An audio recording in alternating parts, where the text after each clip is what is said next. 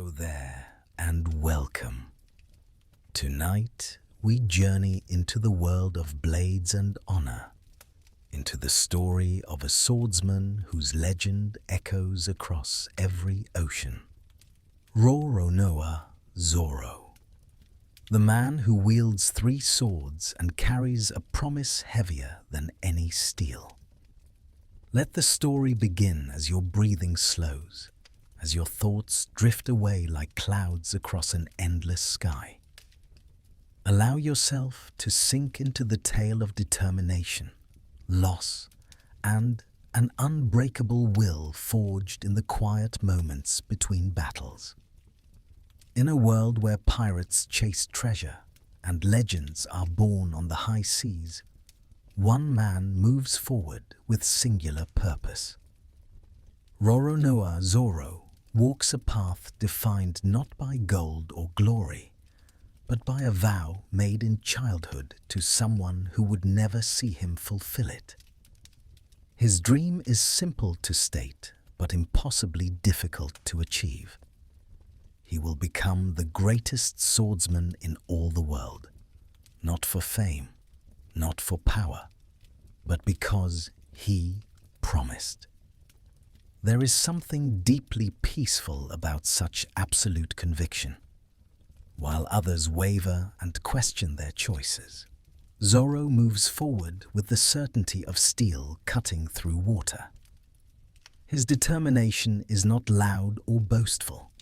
It simply exists, as fundamental as gravity, as constant as the tide. When you watch him train in the quiet hours before dawn, when the rest of the ship sleeps and the ocean whispers against the hull, you understand that this is not ambition in the conventional sense. This is devotion. This is love transformed into an unending quest. The green-haired swordsman carries himself with a peculiar kind of calm. He sleeps easily, drinks without worry, and seems almost lazy in moments of peace. But this relaxed demeanor conceals something profound. Beneath the surface lies a warrior who has stared death in the face more times than can be counted, who has pushed his body beyond every conceivable limit, who has bled and broken and risen again, each time stronger than before. His scars tell stories written in pain and perseverance. The most prominent one, cutting diagonally across his chest from shoulder to hip, speaks of the day he learned just how far he still had to go. There is beauty in Zoro's simplicity. He does not complicate his existence with unnecessary thoughts or doubts. He trains, he fights, he protects his crew, he moves ever closer to his goal. The path is clear, even when the destination seems impossibly distant. Every opponent faced is another step forward. Every sword technique mastered is another promise kept. Every scar earned is proof that he is still alive, still fighting, still worthy of the dream he carries. In the stillness of night, when battles fade and the world grows quiet, Zoro's story becomes something else entirely. It transforms into a meditation on what it means to dedicate your entire existence to a single purpose. Not out of obsession or madness, but out of love, out of respect, out of a promise made to a friend who believed in the same impossible dream. This is where our journey begins, in that space between waking and sleeping, where stories take on the weight of truth and legends become lullabies. Let yourself drift now as we travel back in time, back to a small village in the East Blue, back to the beginning of everything, back to a young boy with 3 wooden swords who refused to accept defeat, no matter how many times it came. Back to the dojo, where a dream was born and a promise was made that would echo through the years, shaping everything that followed. 21 years before the story truly begins, in a peaceful corner of the East Blue, a child was born to Roronoa Arashi and a woman named Terra. They named him Zoro, never knowing the legend he would become. The world had just entered the Great Pirate Era, sparked by the final words of the Pirate King, Gold Roger. But in Shimotsuki village, life continued at its own gentle pace, marked by the rhythms of training and tradition rather than the chaos of the changing world. Zoro's early years were brief and marked by loss.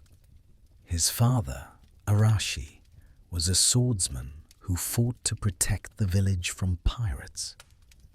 He died in battle when Zoro was still very young, too young to remember his face clearly.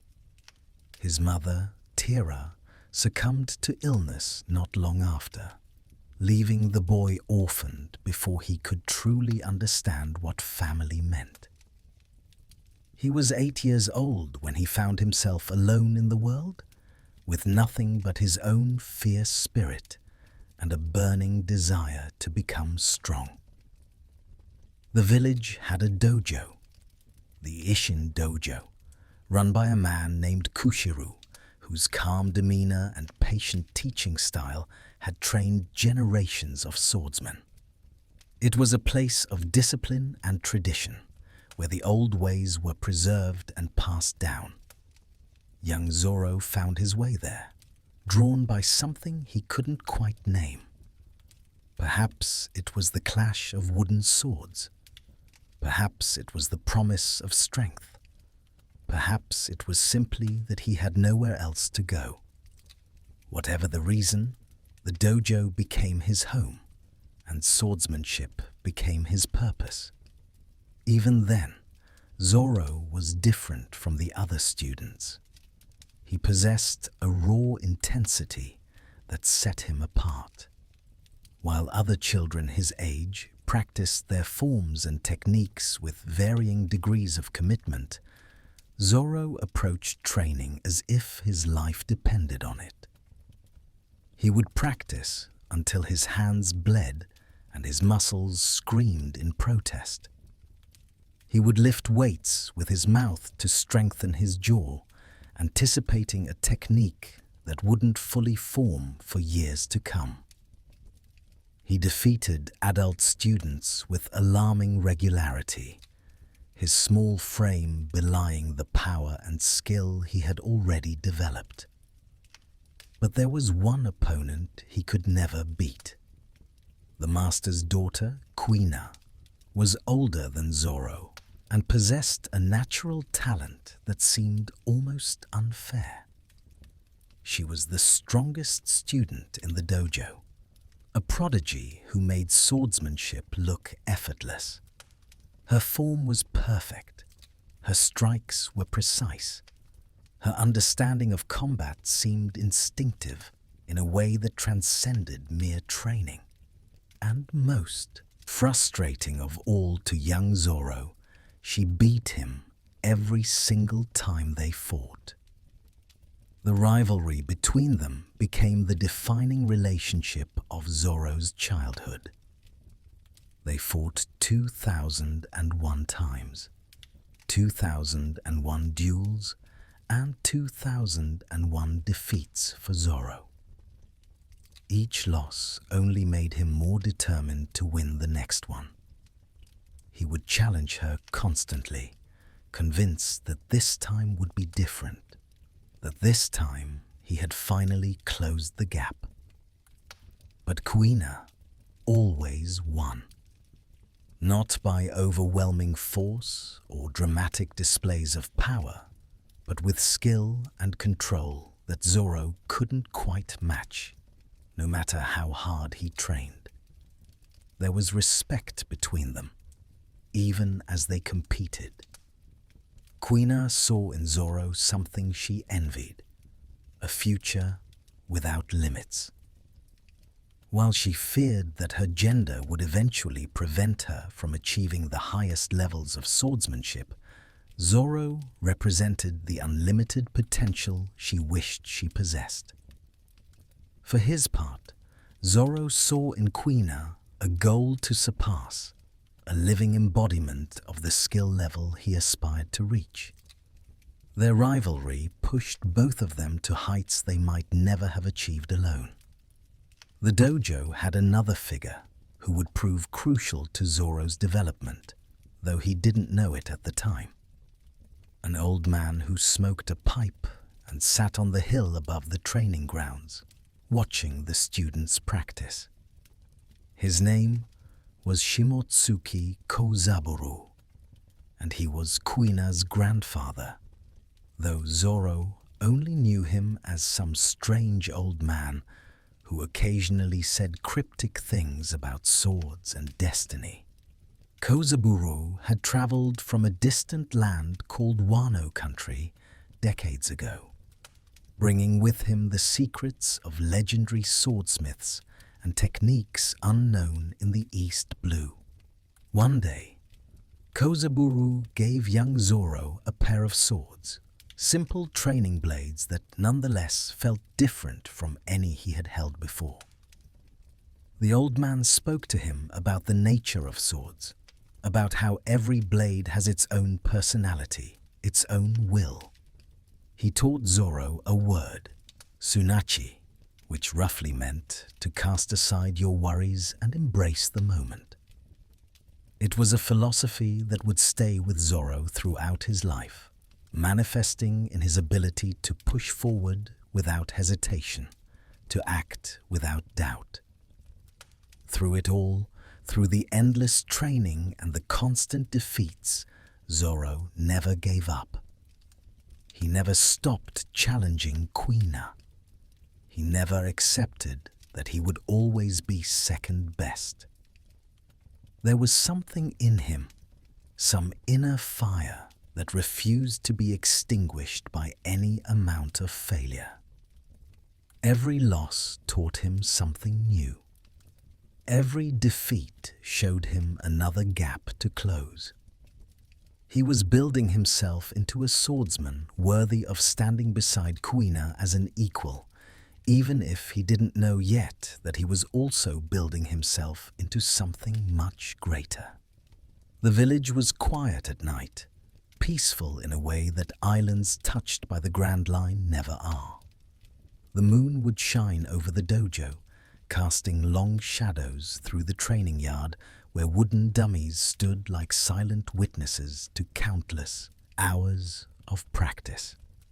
In those moments, when the world slept and dreams took hold, young Zoro would sometimes wonder what it would take to finally defeat Kuina. He didn't know that the answer would come not through victory, but through a loss far more permanent than any duel could deliver. After 2,000 defeats, Zoro's determination had only grown stronger. He was 10 years old now, still unable to overcome Kuina despite closing the gap between them with every passing month. The frustration burned in him, not as anger, but as fuel for his endless drive to improve. He had to beat her. He had to prove that he could stand on the same level. And so, one night, he made a challenge that broke with all tradition and safety. He challenged Kuina to a duel with real swords, real steel. Not the wooden practice blades they used during training, but actual katanas with edges sharp enough to cut flesh and bone. It was a dangerous proposition, one that could end in serious injury or worse. But Kuina accepted. Perhaps she sensed something in Zoro's determination, some quality that demanded to be acknowledged. Perhaps she wanted to face him at his absolute best, to see just how far her rival had truly come. Or perhaps, in her own way, she was as frustrated as he was, tired of the constant voice in her head telling her that her gender would eventually doom her dreams of greatness. They met in secret, away from the watchful eyes of her father and the other students. The moon provided their only light, casting everything in shades of silver and shadow. Kuina brought her most prized possession, the Wado Ichimonji, a sword forged by her grandfather Kozaburo, one of the 21 great grade swords, though Zoro didn't know its significance then. He only knew that when Kuina drew it, the blade seemed to glow with its own inner light, pure white and impossibly beautiful. The duel was brief. Even with real swords, even with everything on the line, Kuina's skill proved superior. She moved with the grace of water flowing downhill, her strikes precise and controlled, never aiming to kill, but making it clear that she could if she chose. Zoro fought with everything he had, pouring his heart and soul into every swing, every parry, every desperate attempt to land a single decisive blow. But in the end, it wasn't enough. She won, as she always won, leaving him on his back staring up at the night sky, defeated once again. But something shifted in that moment. As Zoro lay there, tears of frustration streaming down his face, something inside him broke open. He spoke of his dream, the words tumbling out in a rush of emotion. He told Kuina that he would become the greatest swordsman in the world, that he would train until no one could defeat him, that he would climb to the very top of the mountain and claim the title that represented the ultimate mastery of the blade. It was the first time he had spoken his ambition aloud to anyone. The first time he had put into words the driving force behind his endless training and his refusal to accept defeat. And then Kuina began to cry too. Not tears of joy or triumph, but tears of frustration and despair. She confided in him something she had never told anyone else, a fear that haunted her waking thoughts and poisoned her dreams. Her father had told her that girls could never become the greatest swordsman, that as her body matured and changed, she would lose the physical advantages she currently possessed, that men would inevitably surpass her no matter how hard she trained. She was terrified of puberty, terrified of losing the strength and speed that allowed her to be the strongest in the dojo. She feared that her dream was doomed from the start, that biology would betray her before she ever got the chance to prove her worth. Zoro was furious, not at Kuina, but at the unfairness of it all, at the idea that anyone as skilled and dedicated as she was would be limited by something as arbitrary as gender. He told her, with all the passion and conviction his young heart could muster, that when he finally beat her, it would be because he was the better swordsman, not because of some supposed physical advantage. He refused to accept that her dream was impossible. He refused to believe that her gender made any difference at all. In that moment, he gave her something precious, the validation that her dream was worth pursuing, that she had every right to aim for the top. They made a promise then, there, under the moon, with their tears still fresh on their cheeks. One of them would become the greatest swordsman in the world. It didn't matter which one. It didn't matter how long it took. They would both keep training, keep improving, keep pushing toward that distant peak. And whoever got there first would have done so not just for themselves, but for both of them. The promise bound them together in a way that transcended their rivalry, transforming it into a partnership dedicated to the same impossible goal. The next day, Zoro woke with a renewed sense of purpose. The promise gave everything new meaning. Every training session, every practice swing, every moment of pain and exhaustion was now part of a shared journey.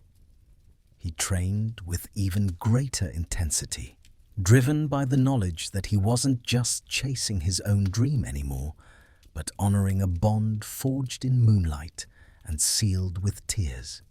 He couldn't wait to challenge Kuina again, to test himself against her with this new understanding between them. But that challenge would never come. That day, while trying to retrieve a whetstone from a high shelf, Kuina fell down the stairs. It was a stupid accident, the kind of senseless tragedy that makes no sense in a world where people survive battles against monsters and supernatural forces. But in that moment, she was just a girl reaching for something slightly out of reach. She fell. She struck her head, and she died. When Zoro heard the news, something inside him shattered. The unfairness of it overwhelmed him. Here was someone who had been worried about her future as a swordsman, about biological limitations that might prevent her from achieving her dream, and she had been taken by something as mundane as a fall. All her skill, all her training, all her potential snuffed out in an instant by the cruelest twist of fate imaginable. He was angry, heartbroken, lost. He had finally found someone who understood him, someone who shared his dream, and she was gone. In his grief and rage, Zoro went to Kushiru and asked for something he had no right to request. He asked for the Wado Ichimonji, Kuina's prized sword, the blade that had defeated him 2001 times. It was a family heirloom, a treasure beyond price. But Kushiru, understanding the bond between the two young swordsmen, gave it to him. The master saw that Zoro wasn't just asking for a sword. He was asking for permission to carry Kuina's dream forward, to take her ambition and make it his own. That night, Zoro made a vow before Kuina's grave. He swore that he would become so strong that his name would reach the heavens, so famous that even the dead would hear of his accomplishments. He would achieve their shared dream, not just for himself, but for her. He would make the world remember Kuina by becoming the greatest swordsman who ever lived. And to do it, he would need to surpass every limit, break through every barrier, overcome every obstacle. He would need a technique that embodied his determination and honored her memory. That was when the three-sword style was born. He couldn't let go of his two swords, the ones he had trained with for years. But he couldn't leave behind Kuina's Wado Ichimonji either. So he would wield all three. He would put the Wado Ichimonji in his mouth, holding it between his teeth with the same jaw strength he had been building since childhood. It was unconventional, even ridiculous by traditional standards. But Zoro didn't care about conventional. He cared about keeping his promise, about honoring the bond he had shared with his greatest rival and dearest friend. The path was set. The promise was made. And Roronoa Zoro, orphaned, heartbroken, but absolutely unbreakable in his determination, set out to chase a dream that now belonged to two souls instead of one. With the Wado Ichimonji secured in his possession and the three-sword style taking shape, Zoro made a decision that would define his pre-pirate existence. He would go to sea, not as a pirate, but as a bounty hunter, tracking down criminals and collecting the rewards offered for their capture. It served multiple purposes. It would give him real combat experience against dangerous opponents. It would allow him to earn money for food and supplies. And most importantly, it would help him in his search for the man who held the title he coveted above all else, Mihawk, the greatest swordsman in the world. But there was a problem that became apparent almost immediately. Roronoa Zoro possessed absolutely no sense of direction. It was almost supernatural in its severity, a complete inability to navigate that bordered on the comical, if it weren't so genuinely problematic. He would set out confidently toward a destination, walk for hours, and somehow end up farther from his goal than when he started. Islands that should have taken days to reach remained perpetually out of reach, while places he had no intention of visiting would appear seemingly out of nowhere. Despite this rather significant handicap, Zoro built an impressive reputation across the East Blue. He became known as the Pirate Hunter, a man who pursued criminals with relentless efficiency. His three-sword style was distinctive and effective, cutting down opponents who had terrorized villages and shipping lanes.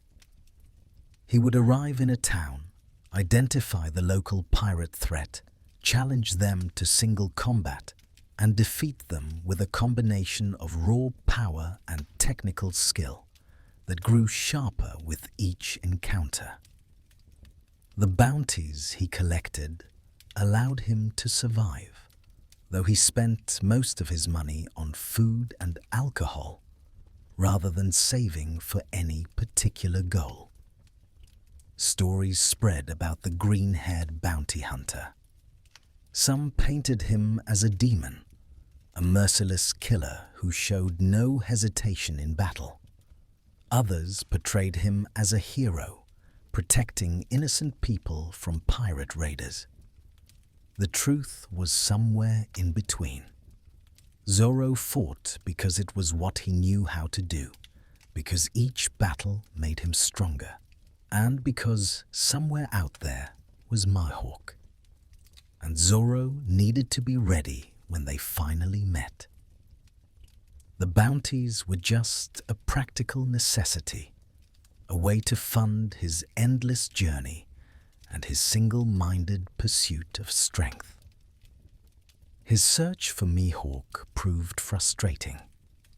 The warlord of the sea was a difficult man to track down, moving according to his own mysterious whims and schedules. Zoro would hear rumors of sightings and head in that direction, only to have his terrible sense of direction lead him somewhere completely different. Months turned into years, and still, Mihawk remained frustratingly out of reach. Zoro began to accept that the meeting would happen when fate decided it was time, not before. All he could do was keep getting stronger, keep pushing himself, keep preparing for the day when he would stand before the world's strongest swordsman and issue his challenge. During these years, Zoro's fighting style evolved considerably. The three-sword style was no longer just a symbolic gesture honoring Kuina's memory. It had become a devastatingly effective combat technique, with each sword serving a specific purpose in the overall system. He developed techniques with names drawn from various sources. Animal-themed attacks like Tiger Hunt and Dragon Twister. Strikes named after food as a sort of morbid humor. Powerful finishing moves that required perfect coordination between all three blades. Every technique was tested in real combat, refined through necessity, and added to his growing arsenal.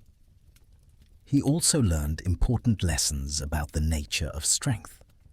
It wasn't just about physical power or technical skill, though both were crucial.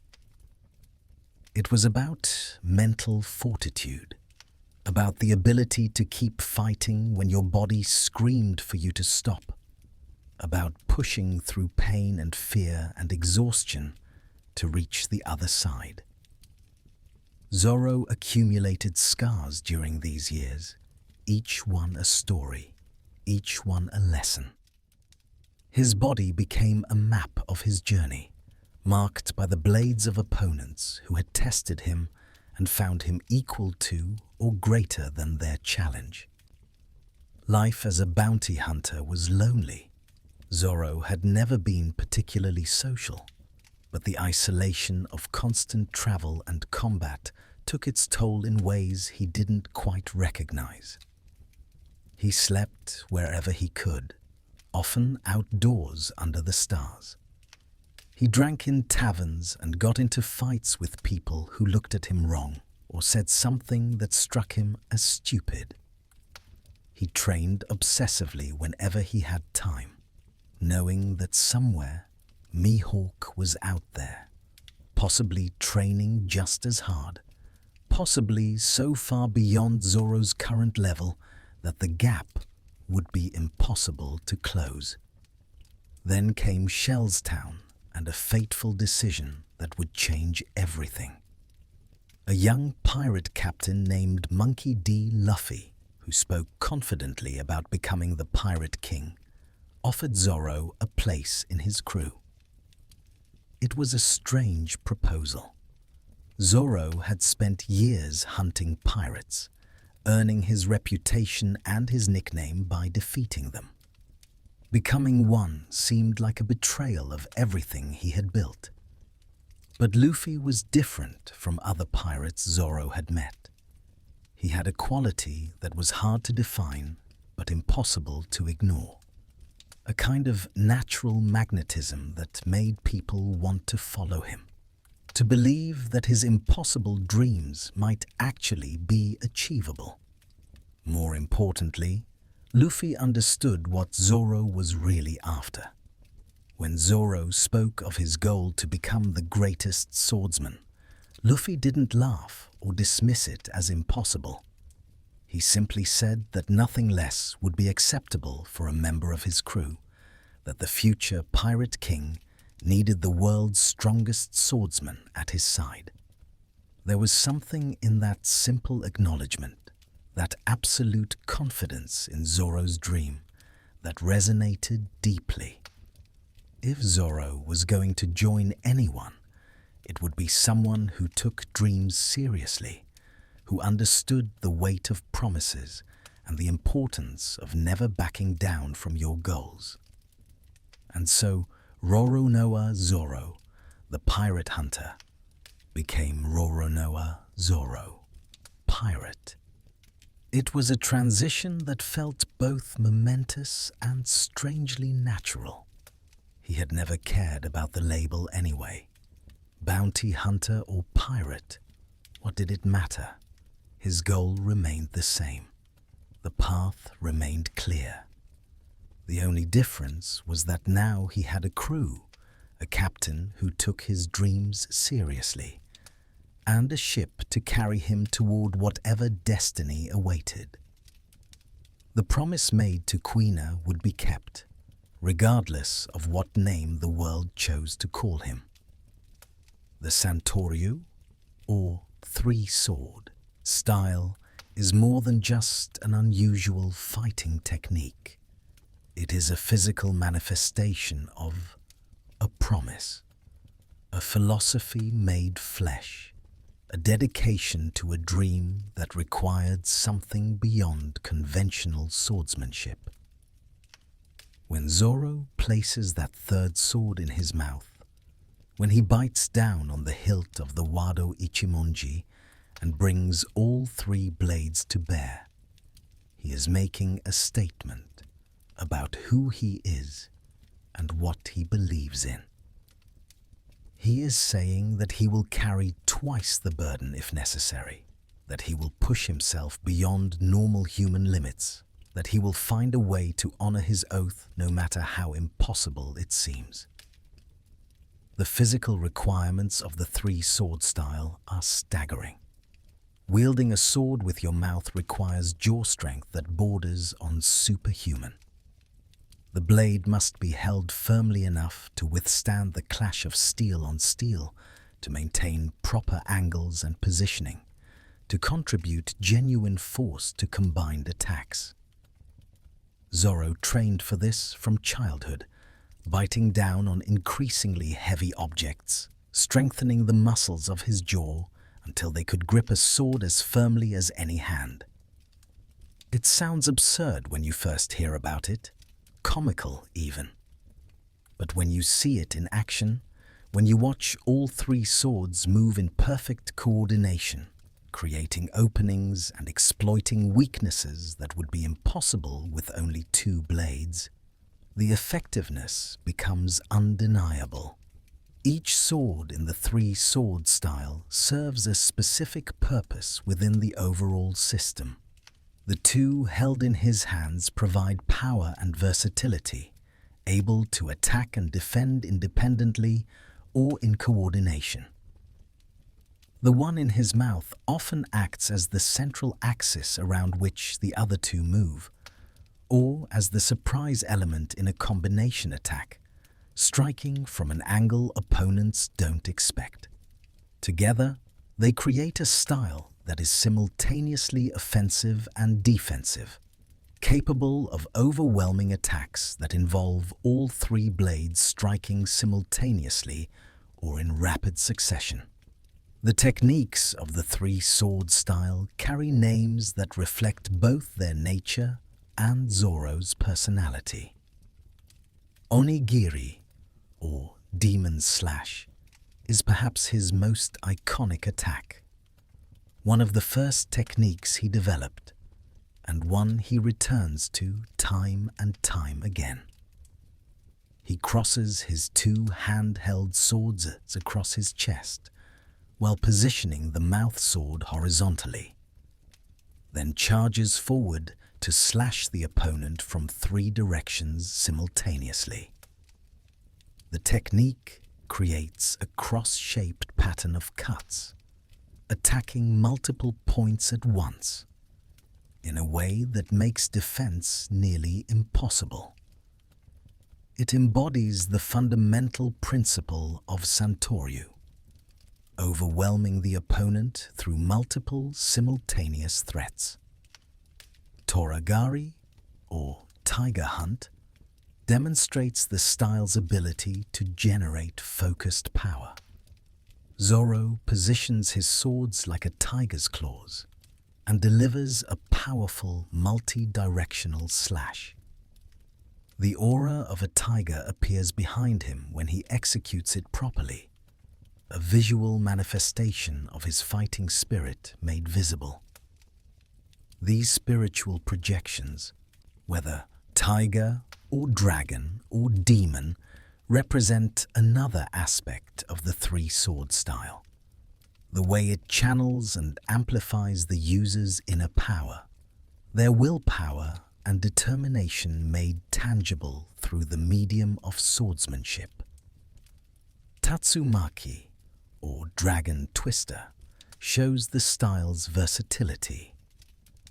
By spinning with all three swords extended, Zoro creates a tornado-like vortex that can both attack and defend simultaneously. It's a technique that demonstrates perfect body control. As as any imbalance or hesitation would make the spin ineffective or even dangerous to the user. As Zoro has grown stronger, the Dragon Twister has evolved from a localized whirlwind to a massive vortex capable of destroying entire buildings, with the aura of a Chinese dragon coiling around him as the attack reaches its peak. But the ultimate technique, the one that represents the pinnacle of the three sword styles' basic form, is Sansen Sekai, or 3,000 worlds. This is Zoro's secret technique, his finishing move, the attack he saves for opponents worthy of his full power. He holds his two hand swords at an angle against each other and rotates them rapidly while charging forward, building tremendous momentum. Then, at the point of impact, all three swords strike in a devastating cutting motion that can cleave through almost anything. The name itself is significant. 3,000 worlds, representing the countless realities and possibilities that exist, all cut through by the absolute will of the swordsman. Over the years, as Zoro has encountered stronger opponents and pushed himself to new limits, the three-sword style has evolved in ways that would have been unimaginable at its inception.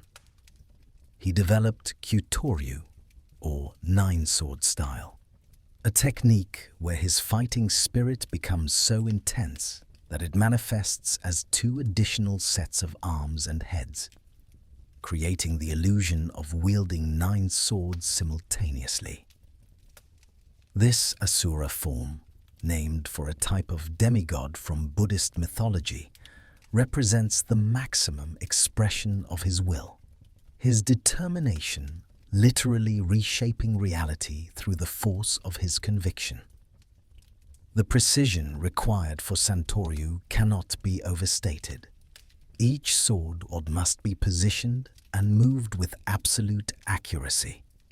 A fraction of an inch off, a moment of hesitation, and the technique falls apart. The swords must work together like parts of a single weapon, each complementing and supporting the others. It requires a level of spatial awareness and coordination that takes years to develop, and even then, only someone with Zoro's unbreakable focus and dedication could make it work in actual combat, rather than just as a demonstration technique. There is also the matter of endurance. Wielding 3 swords is physically exhausting in ways that are hard to explain to someone who has never tried it. Each blade must be controlled precisely, which means every muscle in your arms, shoulders, neck, and jaw is under constant tension.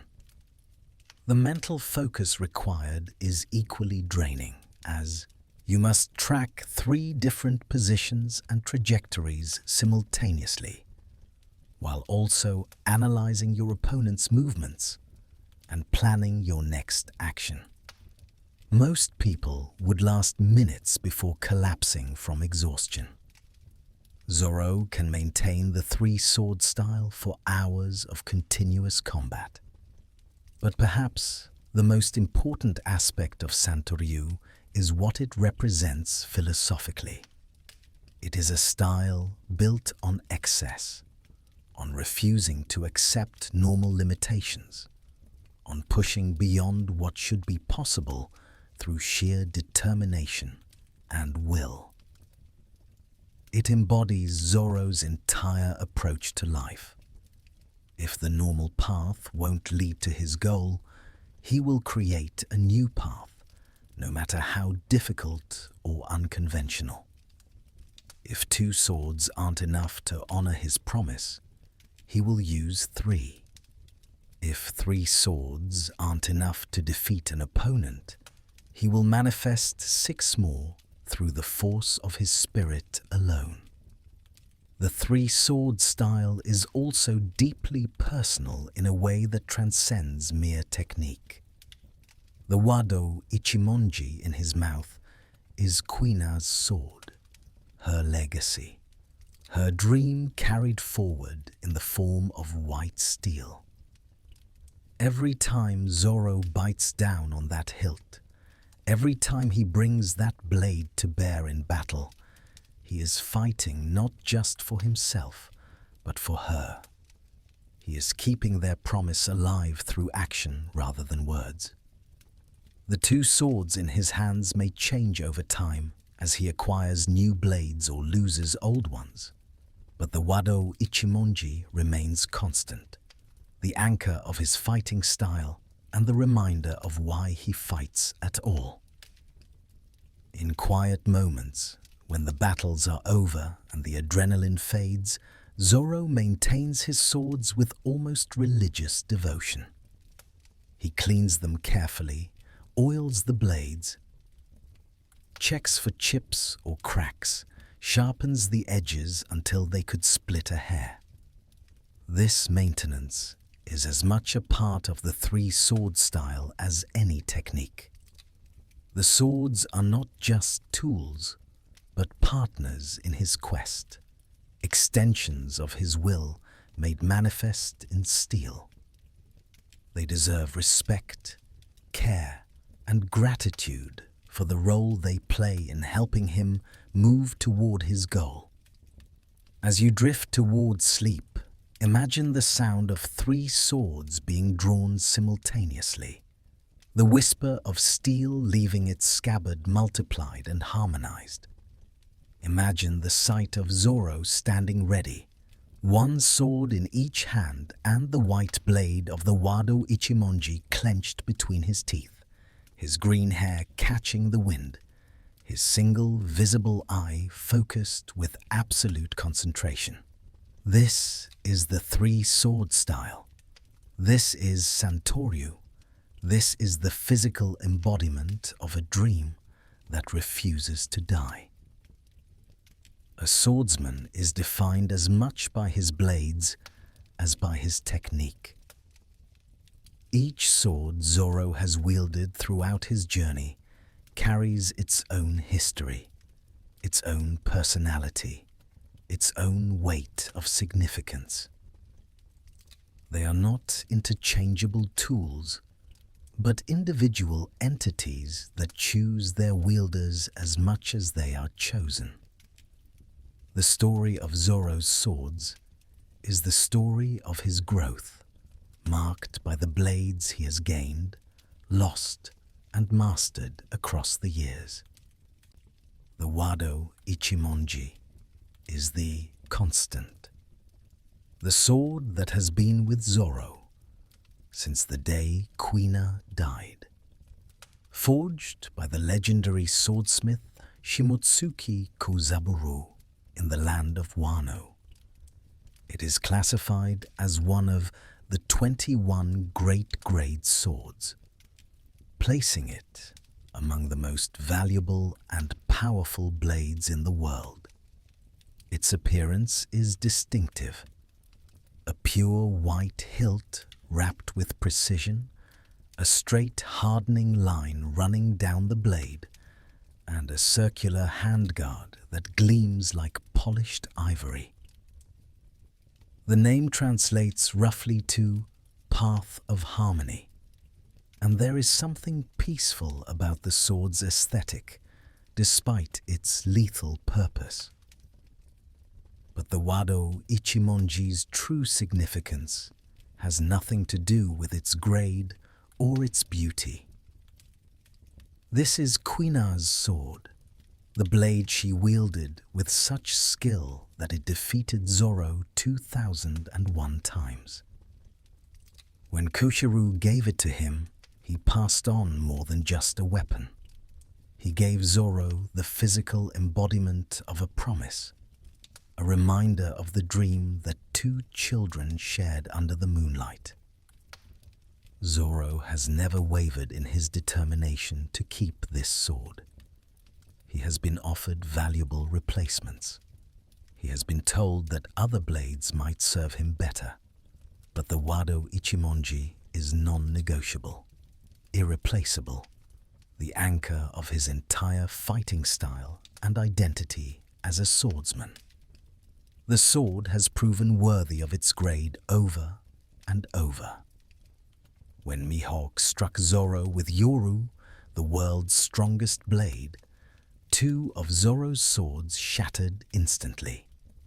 But the Wado Ichimonji held firm, catching the full force of that legendary strike without breaking or even showing significant damage. Whether this is due to the quality of Kozaburu's craftsmanship or something more ethereal, some bond between wielder and blade that transcends the merely physical remains an open question. What is certain is that the Wado Ichimonji has never failed Zoro, has never let him down, has stood with him through every battle as reliable as his own beating heart.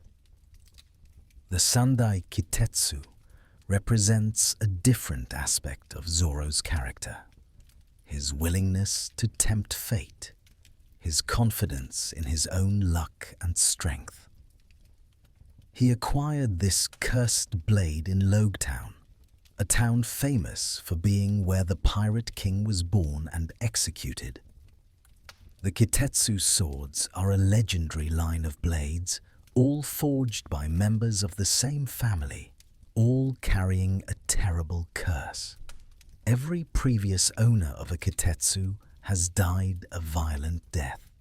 The shopkeeper in Logetown was terrified of the sword, tried to hide it from customers, warned Zoro away from it when the swordsman showed interest. But Zoro was intrigued rather than repelled by the curse. When he heard the sword's history, he decided to test it in the most direct way possible. He threw the blade into the air and held out his bare arm. If the curse was stronger than his luck, the sword would fall and cut off his limb. If his luck was stronger, the sword would fall harmlessly. The blade spun through the air, everyone watching in horror, and landed beside his arm without leaving so much as a scratch. The shopkeeper, recognizing that Zoro had conquered the curse through sheer force of will, gave him the sword on the spot along with another blade, Yubashiri, as a gift. The Sandai Kitetsu is a grade sword, one rank below the Wado Ichimonji, but its cursed nature gives it unique properties. It possesses what swordsmen call a wild spirit, eager to cut, to taste blood, to pursue violence with an almost sentient hunger.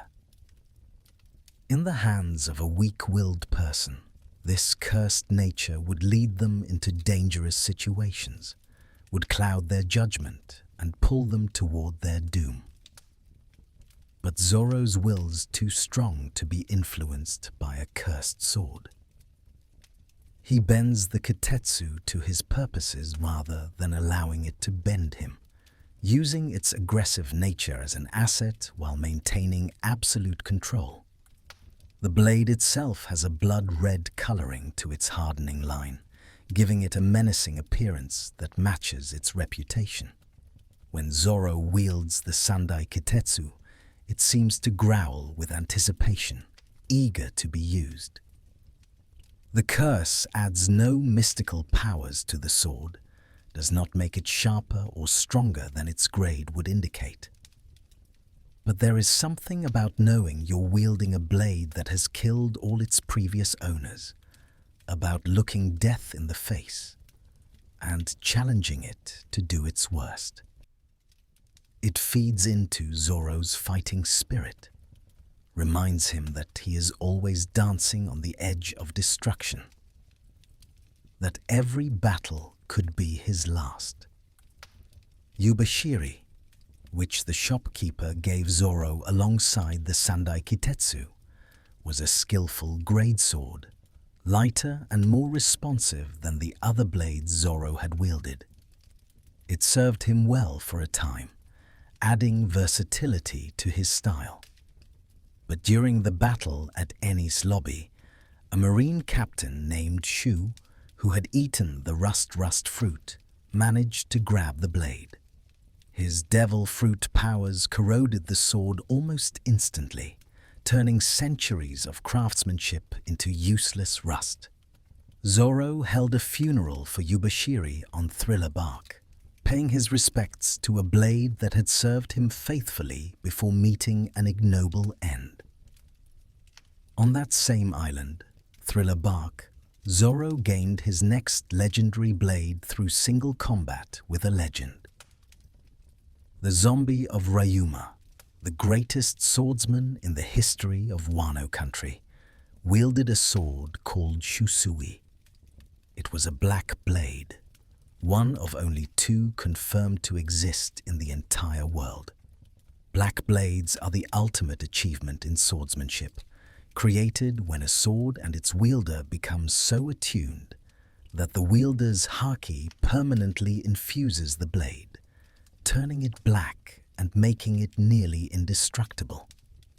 When Zoro defeated the reanimated Ryuma, the samurai's spirit recognized his worth and gave him the Shusui. The Shusui was a revelation. As a great-grade sword and a black blade, it possessed weight and cutting power beyond anything Zoro had wielded before.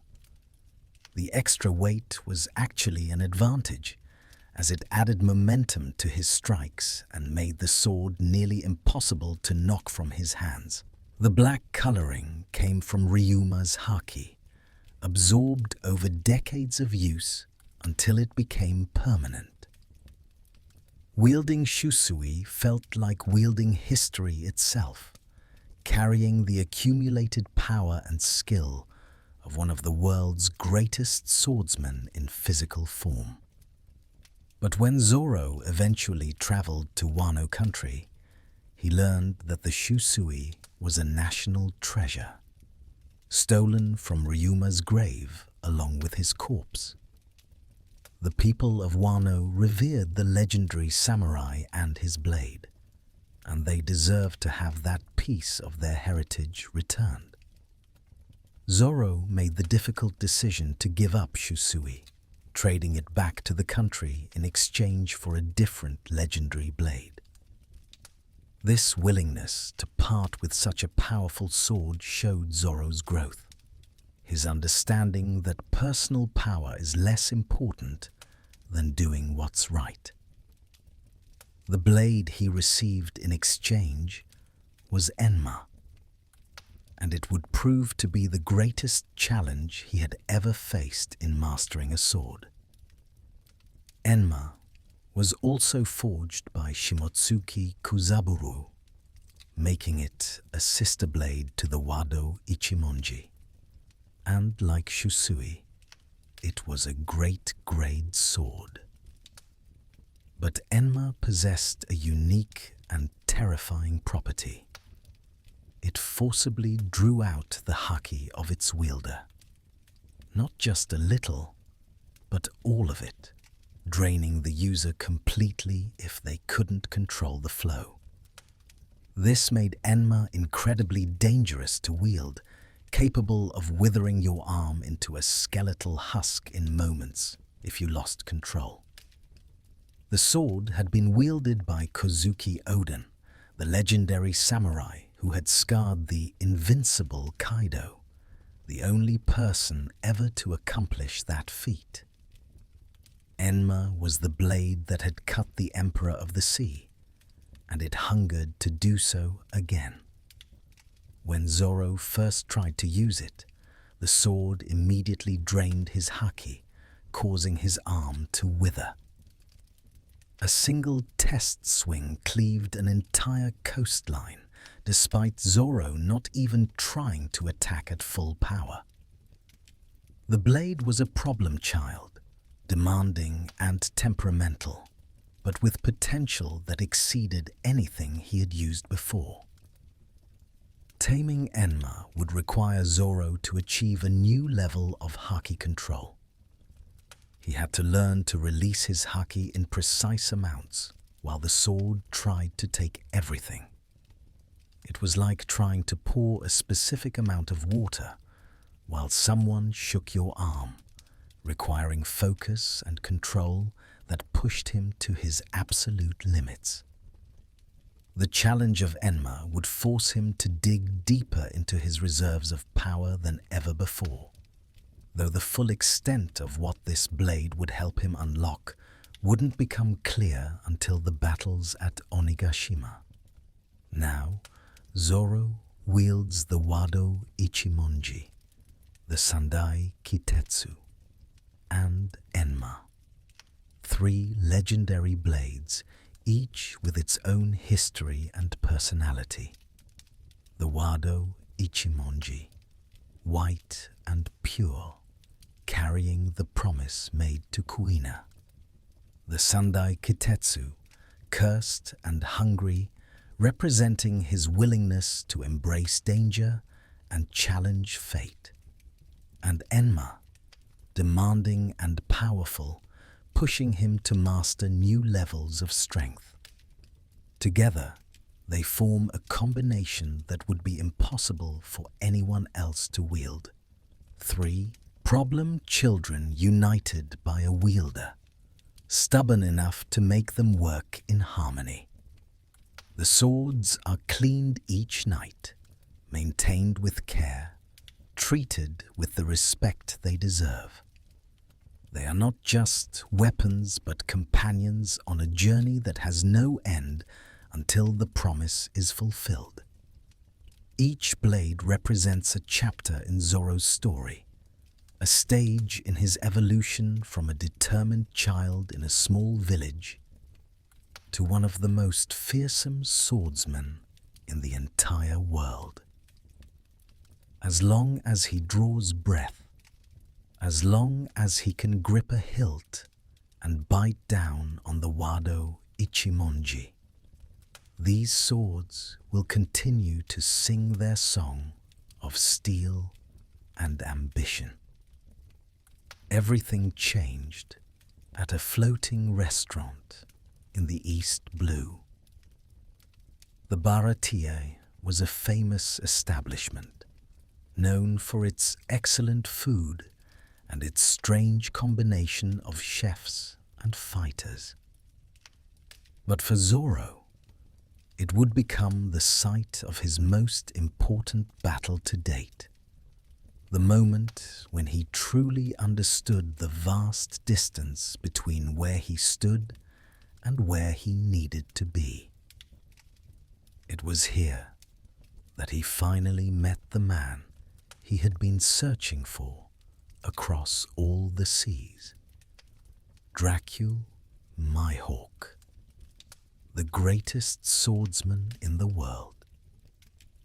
Mihawk arrived pursuing the pirate fleet of Don Krieg, having followed them all the way from the Grand Line, simply because he was bored and they had disturbed his nap.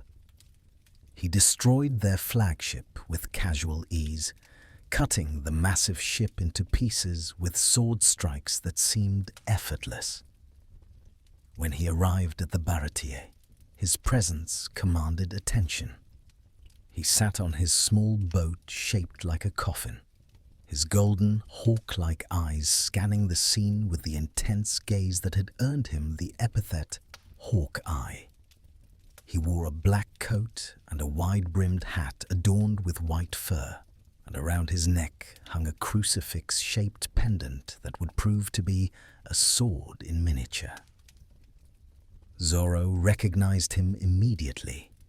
The man from the bounty posters, the warlord of the sea, the goal he had been chasing for years. Here, finally, was Dracul Mihawk. Without hesitation, without fear, Zoro issued his challenge. He would face Mihawk in single combat for the title of world's greatest swordsman.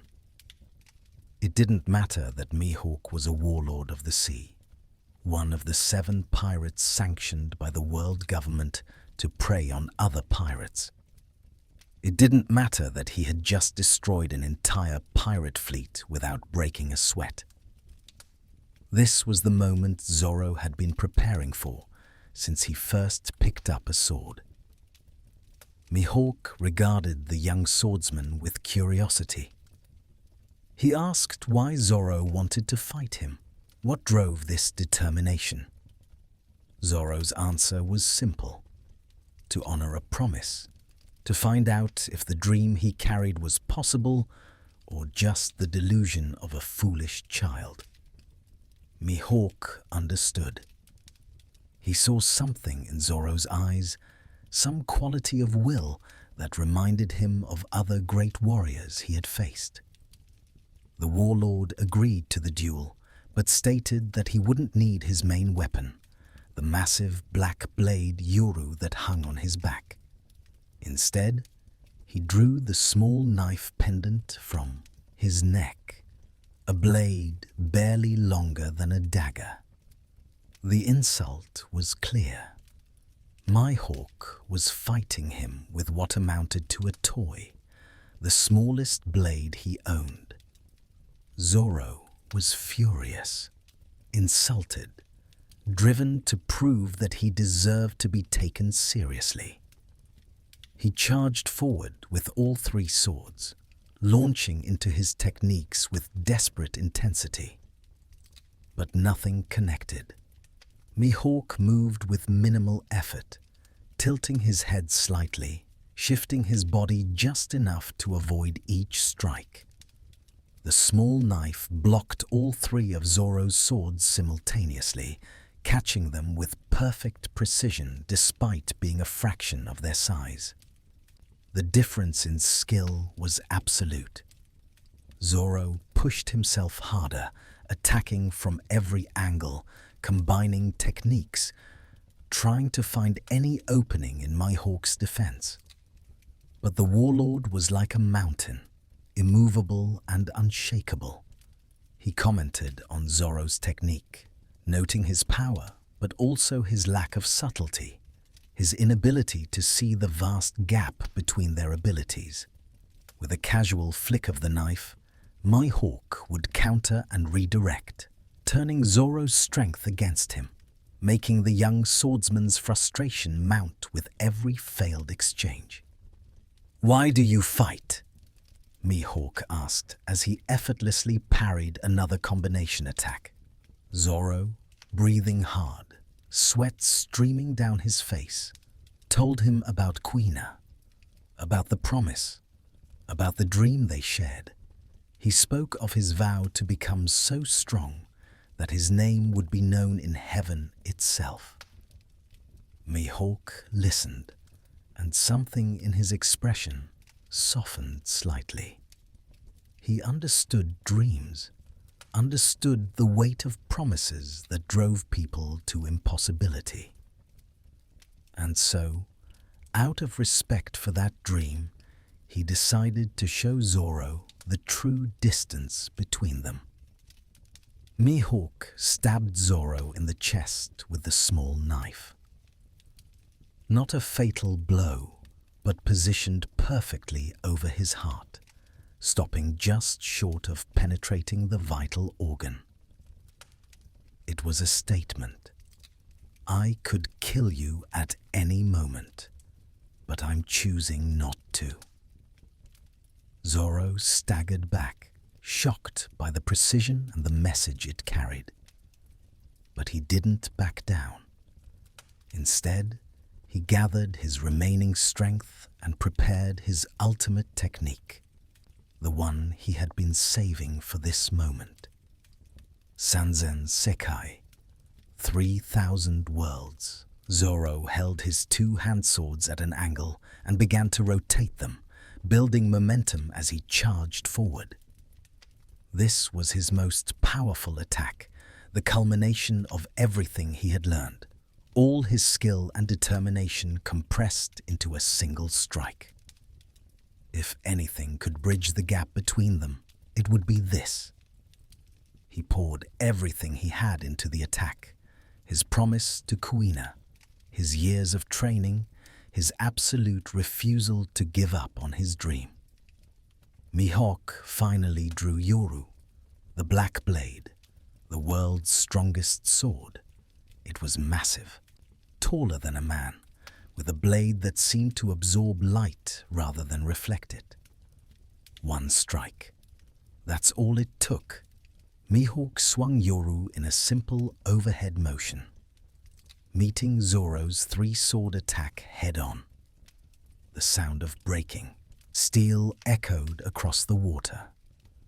Two of Zoro's swords shattered instantly, only the Wado Ichimonji surviving the clash.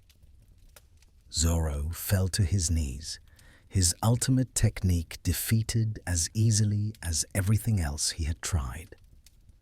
But even in defeat, even with his swords broken and his body battered, Zoro did something that would define him forever. He stood up, turned to face Mihawk, and held his arms out wide, exposing his chest completely. "A wound on the back is a swordsman's shame," he said.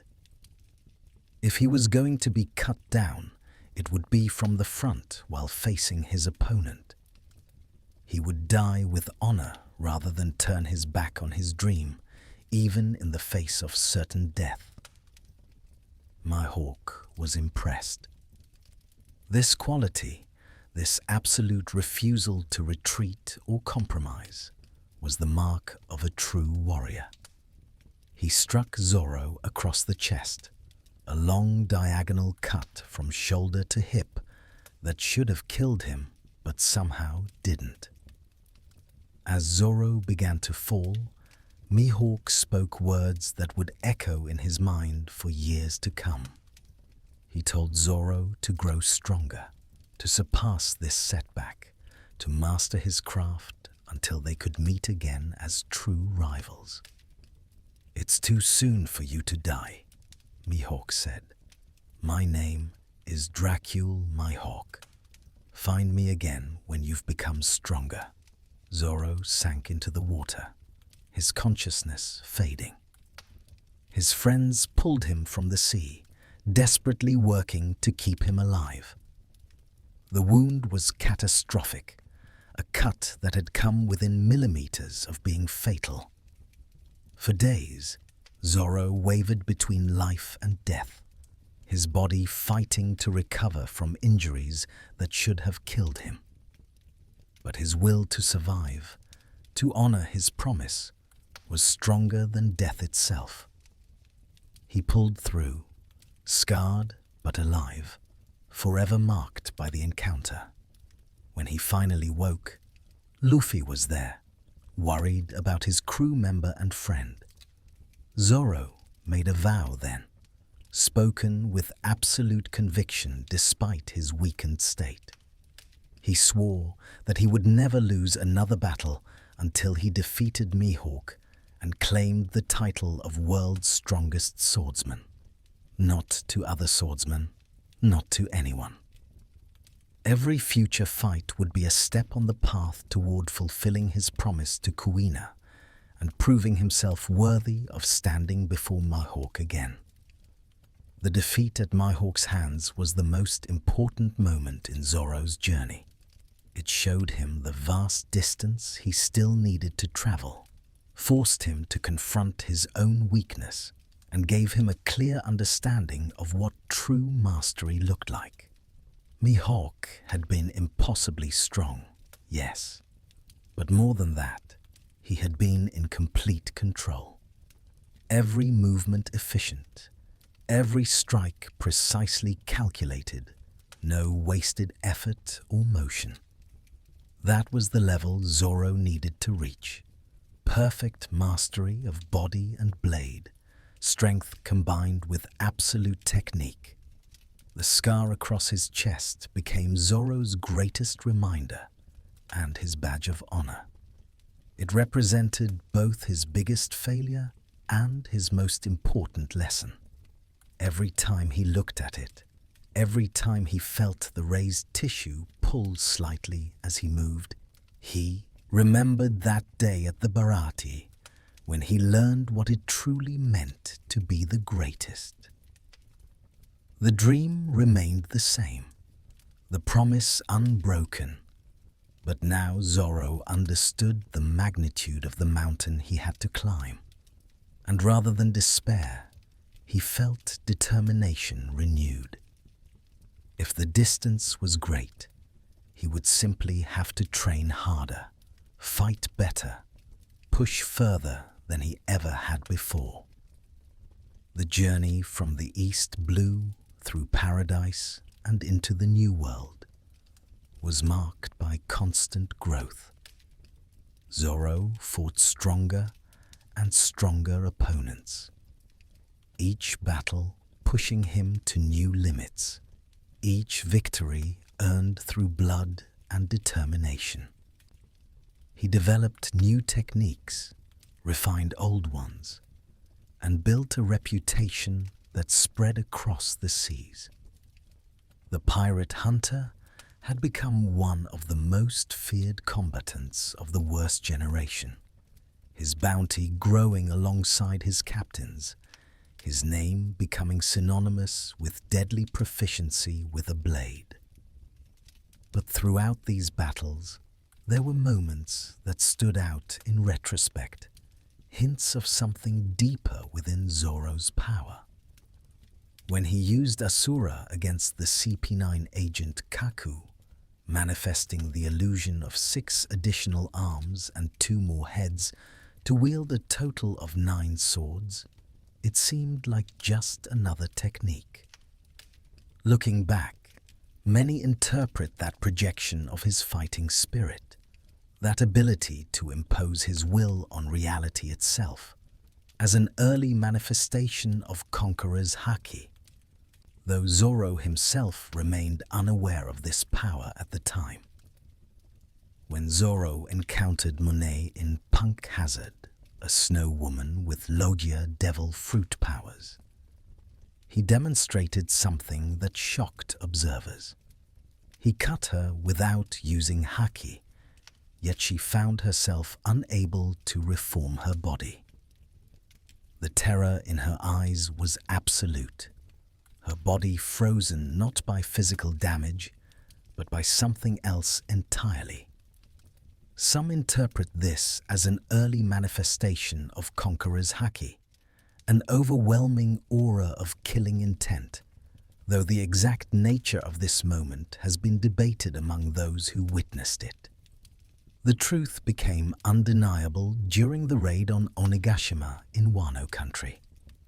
Zoro found himself on the roof of the Skull Dome, fighting alongside his captain and other members of the worst generation against the 2 emperors of the sea, Kaido and Big Mom.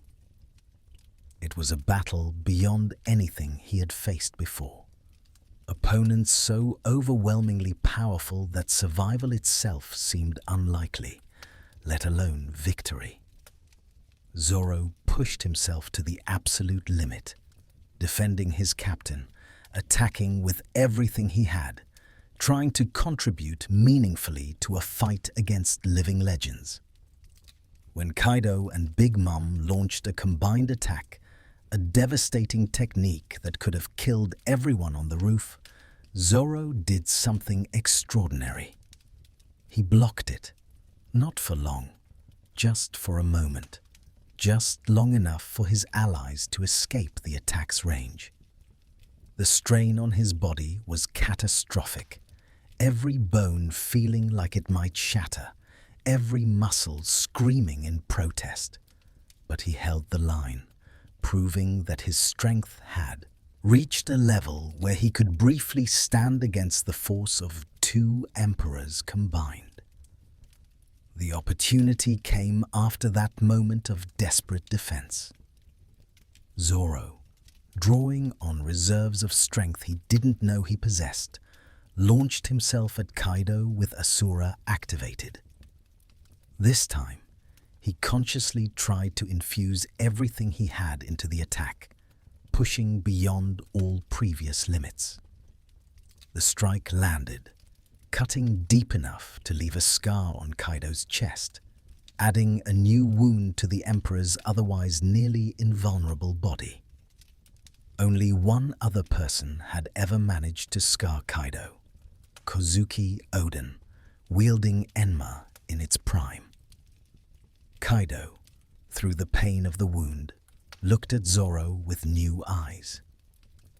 "You have Conqueror's Haki too?" he asked, recognizing the quality of power behind the attack. Zoro, exhausted and confused, had no idea what Kaido was talking about.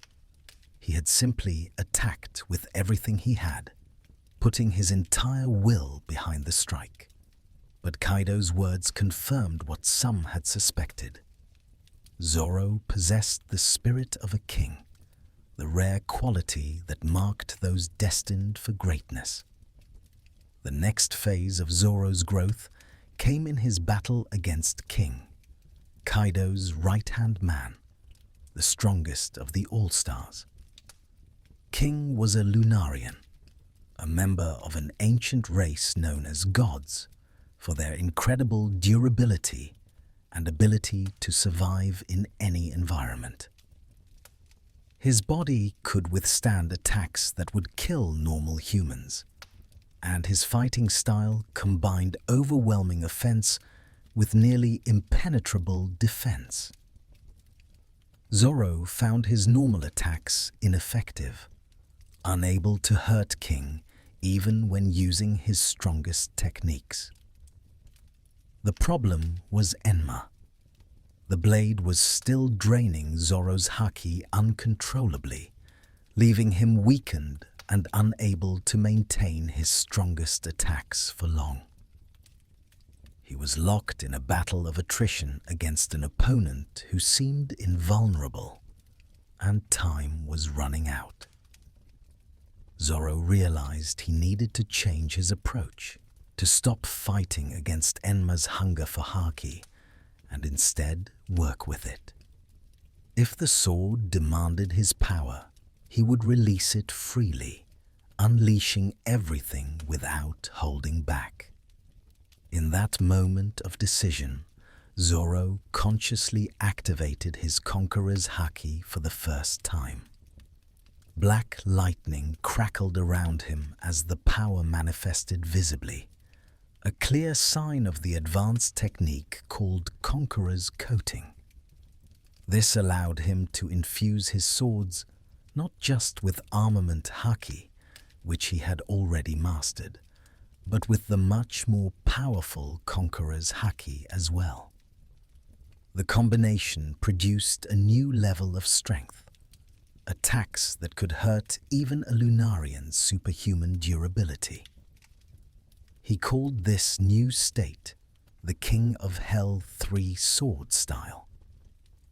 It was an evolution of everything he had built, combining his basic Santoryu techniques with both forms of advanced Haki. When he coated his blades in this combined power, they took on a distinctive appearance, wreathed in both the black of armament Haki and the crackling energy of Conqueror's Haki.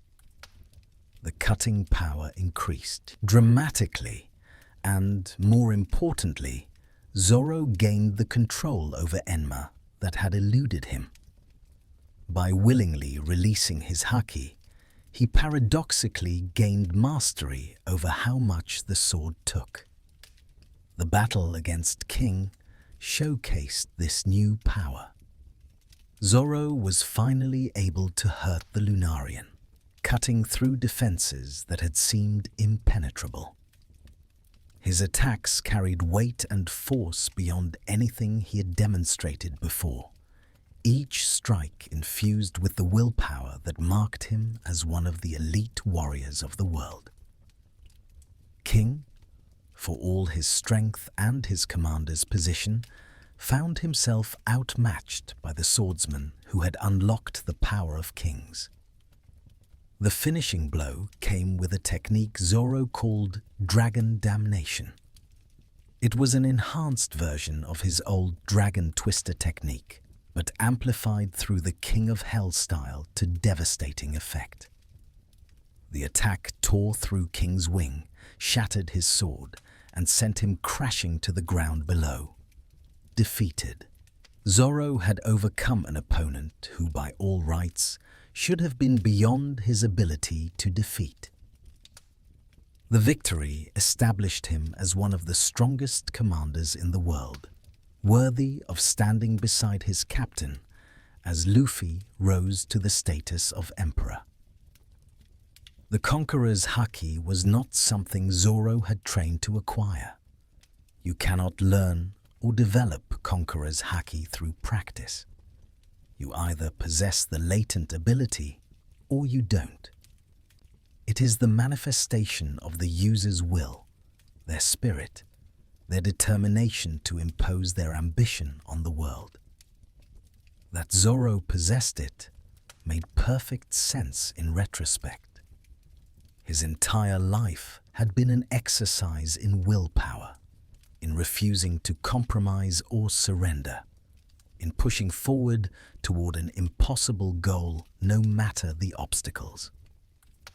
In achieving this new level of power, Zoro crossed a threshold that separated the strong from the truly elite. Conqueror's Haki, and especially the advanced technique of coating weapons and attacks with it, was the mark of the world's absolute strongest individuals. Emperors used it.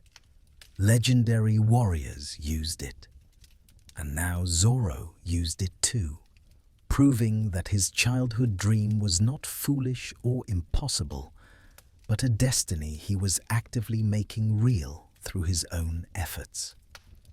Yet even with this new power, Zoro understood that the journey was far from over. The King of Hell style was not the peak of his potential, but another step on an endless staircase. Somewhere out there, Mihawk waited, the man who had defeated him so thoroughly years ago. And when they met again, when the rematch finally came, Zoro would need every bit of power he had gained, and more. The distance between them had narrowed, but whether it had narrowed enough remained to be seen. Strength alone does not make a warrior. Throughout his journey, Zoro has discovered that his greatest power comes not from his individual skill, but from the bonds he shares with his crew. The Straw Hat Pirates are more than just a group of people who sail together. They are a family, bound by dreams, loyalty, and a willingness to die for one another. For Zoro, who spent most of his early life alone, this crew has become everything. His relationship with Luffy is the foundation of everything else. When Luffy first asked Zoro to join his crew, the swordsman made one thing absolutely clear. If Luffy ever got in the way of his dream, if becoming a pirate ever compromised his goal of being the greatest swordsman, Zoro would cut him down without hesitation. It was a harsh declaration, but Luffy simply smiled and said that was fine. The captain understood that dreams are not negotiable, that asking someone to give up their ambition would be the ultimate insult. What developed between them was a partnership built on mutual respect. Luffy is the captain, and Zoro follows his orders without question in matters of direction and decision. But Zoro also serves as a voice of reason when needed, willing to speak hard truths that others might shy away from. When the crew was debating whether to let Usopp rejoin after their fight at Water 7, it was Zoro who drew the line, insisting that their pride as a crew required Usopp to apologize properly. If the captain wasn't respected, if people could come and go as they pleased without consequence, they weren't a real crew, but just a group of friends playing at piracy. The most famous moment of Zoro's loyalty came after the battle with the warlord Gecko Moria on Thriller Bark. Bartholomew Kuma, another warlord, arrived with orders to capture Luffy. The crew was exhausted, barely able to stand after the fight. Kuma offered a deal. If someone offered their head in place of Luffy's, he would spare the captain. Zoro immediately volunteered, offering his own dream, his own life, everything he had worked for to save his captain. Kuma tested that resolve by extracting all of Luffy's accumulated pain and fatigue into a massive bubble of concentrated suffering. He told Zoro that taking even a fraction of it would kill him. Zoro, without hesitation, stepped forward and took all of it. The pain was beyond description, beyond anything a human body should be able to endure. When Sanji found him afterward, Zoro was standing in a pool of his own blood, barely conscious, his body ravaged by the transferred agony. When asked what happened, Zoro simply said, "Nothing. Nothing happened." That moment defined Zoro's role in the crew. He is the shield, the one who bears burdens that would break others. He is willing to sacrifice everything, including his dream, for his captain and crew. But this willingness to sacrifice doesn't come from weakness or subordination. It comes from love, from genuine care for the people who have become his family. Luffy's dream of becoming Pirate King is important, and Zoro will do whatever it takes to help make it real, even if it costs him everything. The dynamic with the rest of the crew varies. Sanji and Zoro maintain a constant rivalry, trading insults and occasionally coming to blows over perceived slights. But beneath the antagonism lies respect. They are the two strongest fighters below Luffy, the left and right hands of the future Pirate King. When it matters, when the crew is threatened, they work together with perfect coordination, protecting their family with combined strength.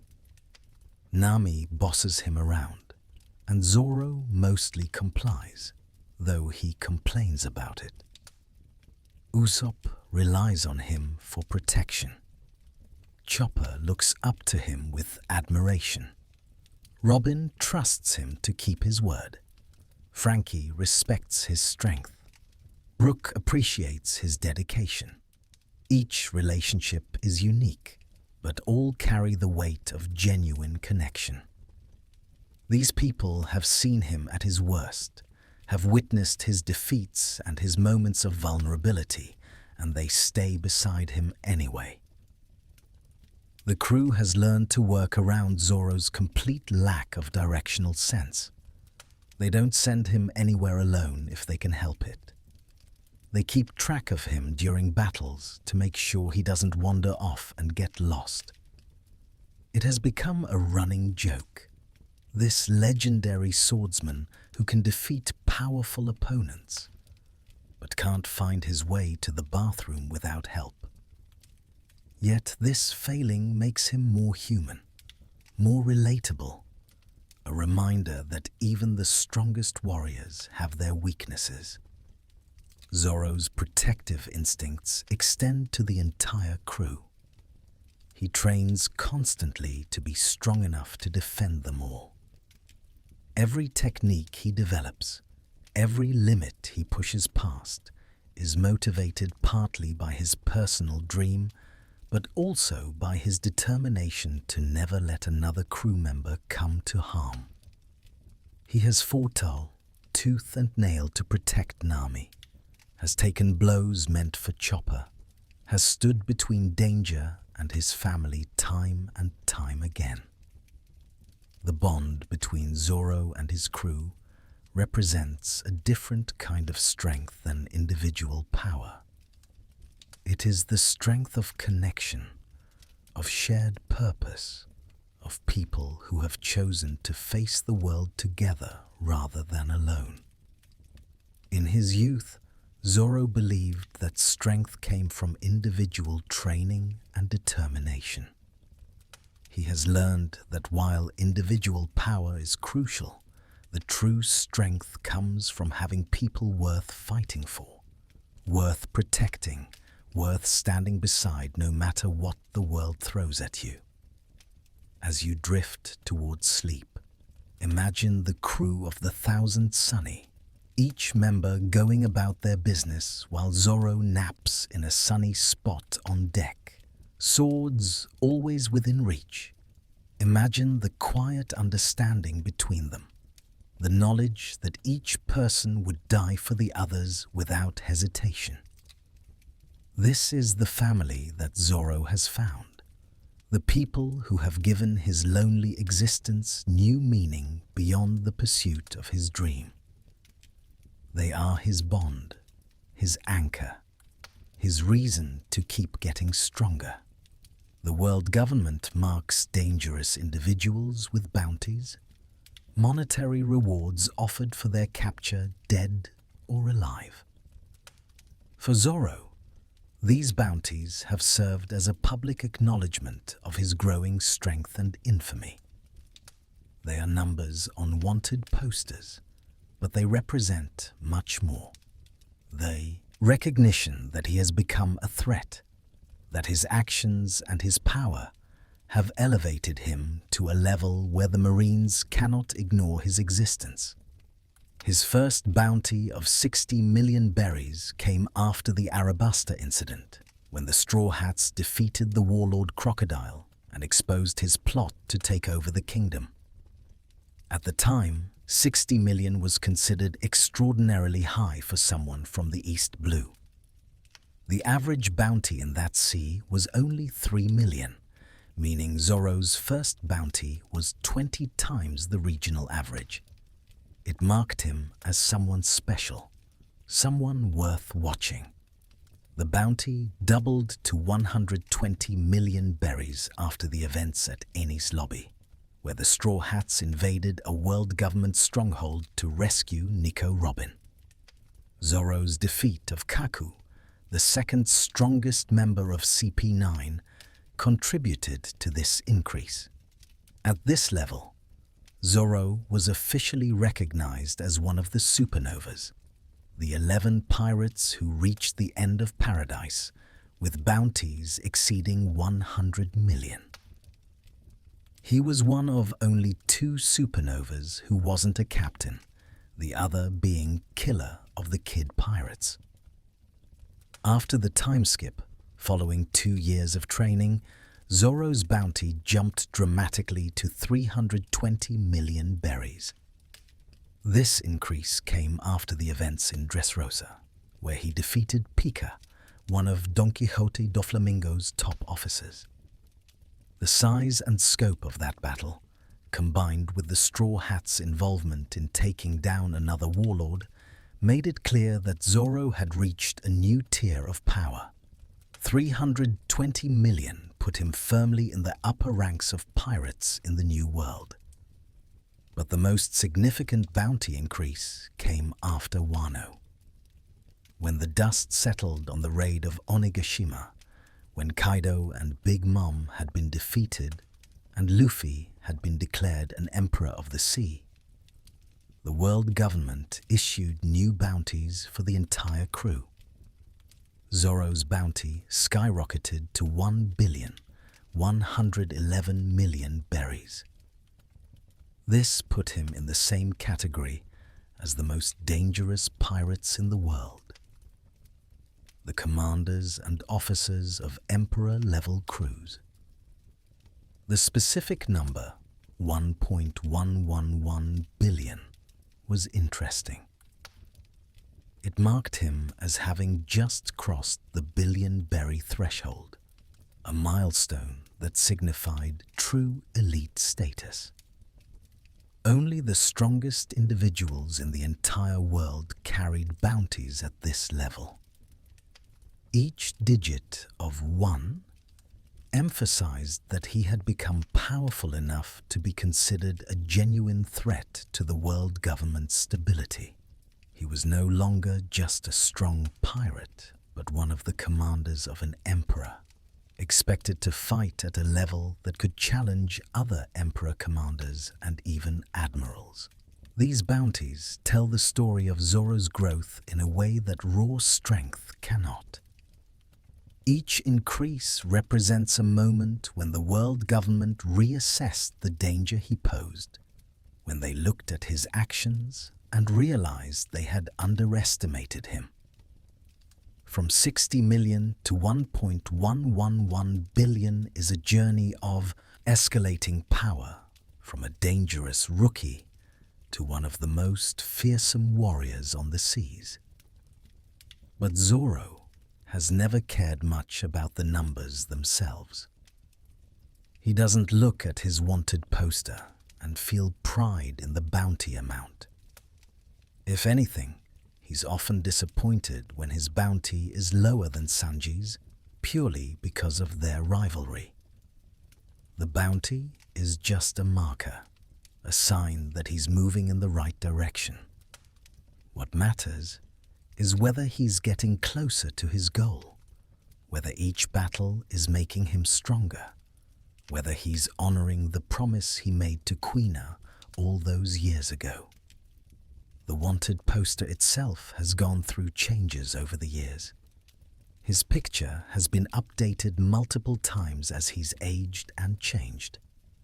The stern, serious expression is always the same, but you can see the growth in his face, the additional scars, the evolution from a young man to a hardened warrior. The green hair remains distinctive, making him instantly recognizable. The 3 swords in the image make his identity unmistakable. What's interesting about Zoro's infamy is how it's perceived differently by different groups. To the world government and Marines, he's a dangerous criminal who threatens the established order. To civilians, he's a pirate to be feared, or in some cases, a hero who fights against corrupt authority. To other pirates, he's a powerful opponent to avoid or challenge depending on their confidence in their own abilities. To swordsmen across the world, he's a rising legend, someone approaching the peak of their craft, worthy of respect and wariness. The bounty will continue to grow. Zoro's journey is far from over, and each arc brings new battles, new victories, new reasons for the world government to increase the price on his head. Someday, perhaps when he finally defeats Mihawk and claims the title of world's greatest swordsman, his bounty will reflect that ultimate achievement. But that day is still ahead. A future goal shimmering on the horizon like a distant island waiting to be reached. For most of Zoro's life, his family history was a mystery, even to him. He knew his parents had died when he was young, knew he was orphaned and alone, but the details were lost to time and tragedy. He never spoke about family, never seemed to care about his lineage or heritage. His identity was built on his dreams and achievements rather than bloodline. But as more information has come to light, particularly through revelations during the Wano arc, the truth about Zoro's ancestry has proven to be far more significant than anyone suspected. Zoro is descended from the Shimotsuki clan, one of the legendary families of Wano country. This connection links him to a land of samurai, and honor. A place where swordsmanship is elevated to an art form and where the greatest blades in the world are forged. The revelation explains much about Zoro's natural talent and his affinity for the sword. It's in his blood, passed down through generations of warriors who dedicated their lives to mastering the blade. His grandmother was Shimotsuki Furiko, sister to Shimotsuki Ushimaru, who was the last daimyo of the Ringo region in Wano before Kaido's takeover. Ushimaru was the one who would later befriend young Yamato when they were imprisoned together, sacrificing himself so that Yamato could one day liberate Wano. This makes Ushimaru Zoro's great uncle, though they never met, separated by distance, time, and circumstance. More significant still is the revelation that Zoro is a direct descendant of Shimotsuki Ryuma, the legendary samurai known as the Sword God. Ryuma was the greatest swordsman in Wano's history, a man whose skill was so absolute that, according to legend, he defended the country by slaying a dragon, earning him legendary status that persisted centuries after his death. His sword, Shusui, became a national treasure, and his body was buried with honors befitting a hero. The connection to Ryuma explains the strange sense of familiarity that some people felt when looking at Zoro during the Wano arc. His physical resemblance to his ancestor is striking, suggesting that certain traits have been passed down through the generations. More importantly, it suggests that Zoro's potential as a swordsman is not just the result of hard work and determination, but also the culmination of centuries of breeding, a genetic legacy that predisposed him to greatness with the blade. Zoro's grandfather was Roronoa Zoro, a village swordsman in the East Blue. Zoro was the one who coined the phrase Tsunachi, which he learned from Shimotsuki Kozaburo. This phrase would be passed down to Zoro's son, Roronoa Arashi, and then to Zoro himself, carrying the philosophy of Wano across generations and oceans. The word represented a mindset, a way of approaching life and combat without hesitation or second-guessing. Arashi, Zoro's father, was also a swordsman who died protecting Shimotsuki village from pirates. This means that Zoro's heritage includes not just legendary samurai from Wano, but also local heroes who stood against evil in the East Blue. The tradition of swordsmanship ran strong in his family, each generation producing warriors who took up the blade in defense of others. The connection to Shimotsuki Kozaburo is perhaps the most direct and influential. Kozaburo was the legendary swordsmith who forged both the Wado Ichimonji and Enma, two of the 21 great-grade swords. He was the one who left Wano decades ago, eventually settling in the East Blue and founding Shimotsuki village, named after his clan.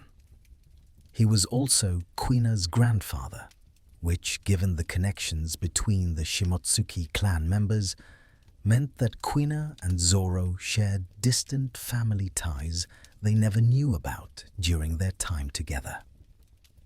This family connection helps explain why young Zoro was so naturally drawn to the dojo, why he and Kuina felt such a strong rivalry and kinship. They shared ancestry through the Shimotsuki bloodline, both carrying the legacy of legendary swordsmen, both drawn to take up the blade and pursue greatness. The promise they made was not just between two children, but between two members of the same warrior lineage, separated by branches of a family tree, but united in purpose and potential. The revelation of Zoro's heritage doesn't diminish his achievements. He didn't know about his ancestry when he was training in Shimotsuki village, didn't know when he was building his reputation as the pirate hunter, didn't know when he was facing Mihawk or fighting King. Every victory was earned through his own effort, his own determination, his own refusal to surrender. The blood in his veins gave him potential, but he is the one who realized that potential through endless training and unbreakable will. Understanding his lineage does, however, add another layer of meaning to his journey. He is not just any swordsman chasing a dream. He is the culmination of centuries of warriors, carrying forward a legacy that stretches back to one of the greatest swordsmen who ever lived. When he wields the Wado Ichimonji, forged by his ancestor Kuzaburo, he is connecting to that heritage in a physical way. When he fights with the style and spirit that defined the samurai of Wano, he is honoring traditions that flow through his veins, whether he knows it or not. The story of Zoro's family is a story of warriors and dreamers, of people who dedicated their lives to the sword and to protecting others. From Ryuma defending Wano against dragons, to Kozaburo crafting legendary blades, to Arashi fighting pirates in the East Blue, to Zoro himself pursuing the title of world's greatest swordsman, each generation has added to the legend. Zoro stands at the current end of that lineage, carrying the weight of all who came before while forging his own path forward. The journey continues. Every step Zoro has taken, every battle fought, every limit surpassed has been preparation for what lies ahead. He has come so far from the orphaned child in Shimotsuki village, from the bounty hunter who couldn't find his way home, from the swordsman who was defeated so thoroughly by Mihawk at the Baratie. He has grown into one of the strongest warriors in the entire world, a man whose name is spoken with respect and fear across all the seas. But the ultimate goal remains ahead of him, shimmering like a distant peak still waiting to be climbed. Mihawk is out there somewhere, the world's strongest swordsman, the man who set the standard that Zoro has been chasing for years. The trajectory of the story points toward their eventual rematch, a confrontation that has been building since their first encounter. When they face each other again, the dynamic will be vastly different from their meeting at the Baratie. Mihawk's current bounty stands at 3,590,000,000 berries, a staggering sum that reflects his status as one of the absolute strongest individuals alive. Zoro's bounty of 1.11 billion shows he's reached elite status. But there's still a significant gap. Whether that gap in numbers translates to an equivalent gap in actual strength remains to be seen. Zoro has the King of Hell style now, has Conqueror's Haki coating, has mastered Enma. These are tools and powers that put him in the conversation with the world's best. The path to surpassing Mihawk likely requires more than just raw power.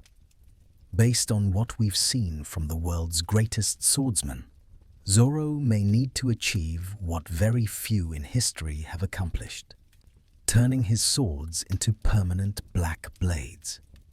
Mihawk's Yoru is a black blade, as was Ryuma's Shusui. These weapons are created when a swordsman's Haki becomes so refined and constant that it permanently infuses the blade itself, turning the metal black and making it nearly indestructible. The connection between black blades and supreme mastery suggests that for Zoro to stand on equal footing with Mihawk, he may need to achieve this with his own swords, particularly the Wado Ichimonji. Beyond Mihawk, there are other challenges waiting. The world of One Piece is entering its final saga, and the battles ahead will determine the fate of the entire world. Zoro will need to face opponents of increasing strength, commanders and admirals, and perhaps even the mysterious figures who stand at the very top of the world government's hierarchy. Each fight will test him in new ways, forcing him to grow, to adapt, to push past limits he hasn't even encountered yet. But the most important battle is still the one with Mihawk. That duel has been set up since the very beginning, since Zoro first spoke of his dream. It is the culmination of everything, the moment when the promise to Kuina will finally be fulfilled or proven impossible. When that day comes, when Zoro stands before Mihawk with all his accumulated strength and skill, when he draws his 3 swords and sets his stance, the world will hold its breath. The clash between them will not just determine who is the strongest swordsman, but will be the culmination of decades of dedication, training, and unbreakable determination.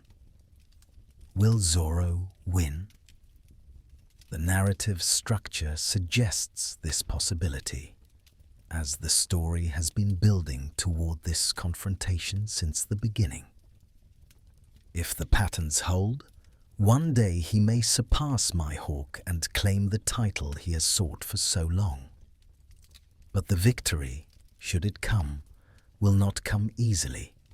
It will require every ounce of strength he possesses, every technique he has mastered, every lesson he has learned. It will require him to tap into reserves of power and will that he doesn't yet know he has. And when he finally wins, when he stands as the greatest swordsman in the world, it will not be for himself alone, but for Kuina, for the promise they made under the moonlight, for every moment of training and every scar earned along the way. After that potential victory, what then? If Zoro achieves his dream, does his journey end? Or does he find new goals, new mountains to climb? Perhaps he will continue helping Luffy become Pirate King, supporting his captain's dream with the same dedication he showed his own. Perhaps he will face new challenges that test him in different ways. The future remains an open question, but whatever path unfolds, one thing about Zoro's character seems certain. His dedication will remain unshakable. The future remains unwritten, possibilities stretching out like paths through a dark forest. But whatever comes, whoever Zoro faces, whatever challenges await him in the final saga of his journey, one thing is certain. He will face them with the same determination that has defined him from the beginning. He will not back down. He will not surrender. He will not break his promise. He will move forward, swords in hand, until either his dream is achieved or death claims him in the attempt. As you drift deeper into sleep now, let your mind follow Zoro on that future path. Imagine him standing on the deck of the Thousand Sunny, 3 swords at his side, the wind catching his green hair as he stares toward the horizon. Somewhere out there, Mihawk waits. Somewhere out there, the dream awaits fulfillment. But for now, in this moment of peace between battles, there is only the quiet sound of waves against the hull, the gentle rocking of the ship, and the steady breathing of a warrior who will never give up, never surrender, never break his word. The promise endures. The swords remain sharp. The path continues forward. And Roronoa Zoro, swordsman of the Straw Hat Pirates, descendant of legends, bearer of an unbreakable will, moves ever closer to the moment when his journey will reach its culmination. When the dream shared with Kuina will face its ultimate test through blood and determination, and an absolutely unshakable refusal to accept defeat. Let that determination carry you into dreams. Let the story of the swordsman who would not give up, could not give up, will never give up be the last thing you think about as consciousness fades. Sleep now, knowing that somewhere in the world of One Piece, Zoro continues his training, continues his journey, continues to move toward the fulfillment of a promise made by 2 children who dared to dream the impossible. The blades are sharp. The will is unbreakable. The promise endures.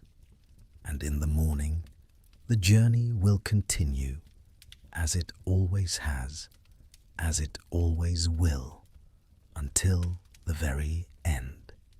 Good night.